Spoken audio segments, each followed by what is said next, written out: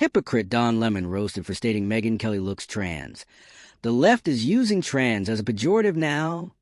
CNN presenter Don Lemon has been condemned as two-faced after he stated Republican journalist Megyn Kelly looked trans.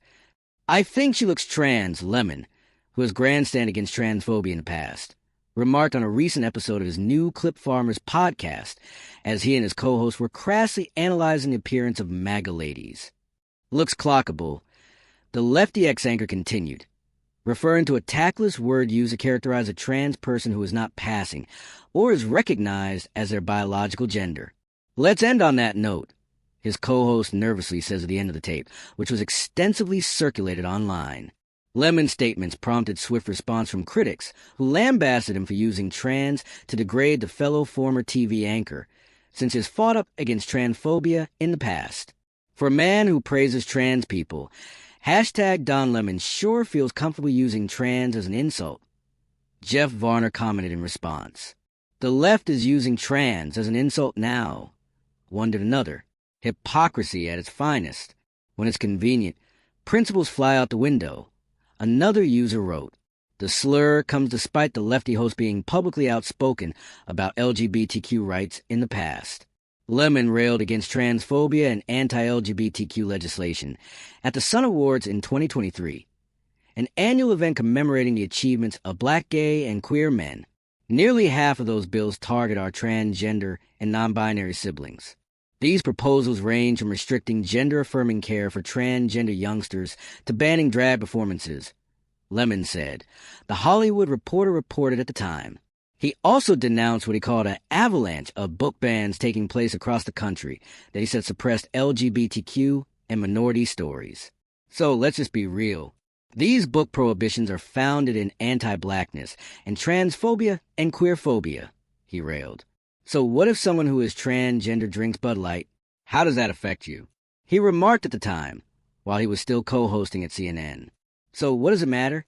I don't really comprehend it. He even emotionally hugged a transgender woman who stated she was nervous and afraid ahead of the 2024 election. Lemon was sacked from CNN in 2023 following claims of misogynistic behavior throughout his stint at the network, including several high-profile events that provoked controversy. The Don Lemon Megyn Kelly controversy is far more than a fleeting episode of online outrage. It captures in miniature the deep contradictions, sensitivities, and performative pressures that define modern media culture in 2025. Beneath one comment lies a collision of public persona, private speech, shifting social norms, and the volatile power of the internet to magnify human flaws. Don Lemon's situation underscores the precariousness of credibility in today's digital ecosystem.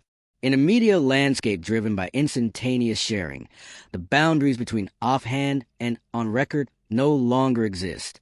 A single remark, uttered in a casual podcast setting, can undo years of reputation building. Lemon's past advocacy for LGBTQ rights did not shield him. Instead, it heightened expectations. In a hyper-connected world, audiences demand moral consistency from those who claim authority in social justice conversations. The expectation is not only that one says the right thing, but that one never slips, that personal language, humor, and judgment remain perfectly aligned with public values. Lemon's downfall thus reflects a modern paradox. While the digital era allows for open discourse, it also erases forgiveness and nuance. At the heart of the backlash is the perception of hypocrisy, the idea that Lemon, who positioned himself as an ally to the transgender community, used trans as an insult. This perceived betrayal resonates deeply in a time when marginalized groups rely heavily on public figures for advocacy and visibility. The harm here is not merely the insult toward Megyn Kelly, but the signal it sends that even vocal allies can perpetuate the very biases they condemn. This incident forces a difficult but necessary question. What does genuine allyship look like? True allyship requires introspection, humility, and an ongoing commitment to unlearning ingrained prejudices. It cannot be performative or conditional. It must persist even when inconvenient, even when directed toward ideological opponents. Lemon's remark suggests a lapse not just in language, but in empathy. It reflects a broader social struggle in which allyship has sometimes become a badge rather than practice. The controversy also illustrates how identity can be weaponized in political rhetoric.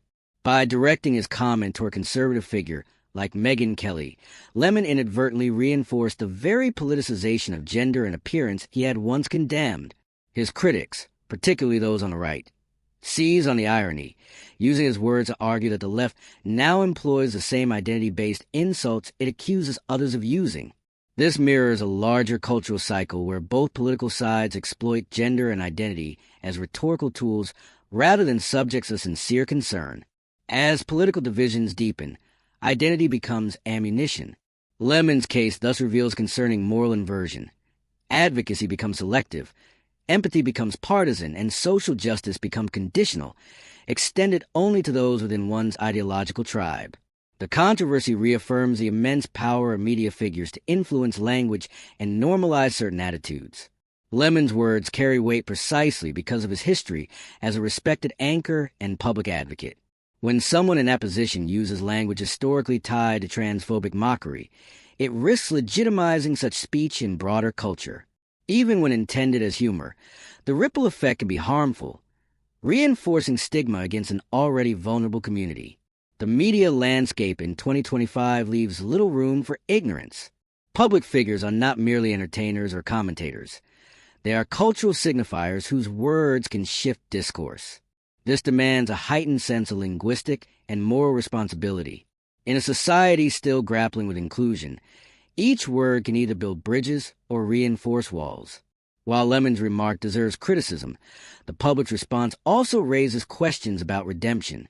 Outrage cycles often demand immediate accountability, but rarely allow for growth or reflection. If every misstep results in permanent vilification, opportunities for education and change vanish. The long-term health of public discourse depends not only on calling out harm, but also on allowing space for contrition and learning. If Lemon chooses to address the controversy sincerely, acknowledging the harm, understanding the history of the term he used, and reaffirming his commitment to equality, the moment could serve as a meaningful case study in accountability. Conversely, if the response is defensiveness or dismissal, it will reinforce cynicism about performative activism and media hypocrisy. Ultimately, the real lesson may not be about Don Lemon alone, but about the ecosystem that produces such conflicts. The combination of political tribalism, algorithmic outrage, and the monetization of controversy ensures that every verbal misstep becomes a spectacle. The digital public square rewards humiliation more than dialogue, reaction more than reflection.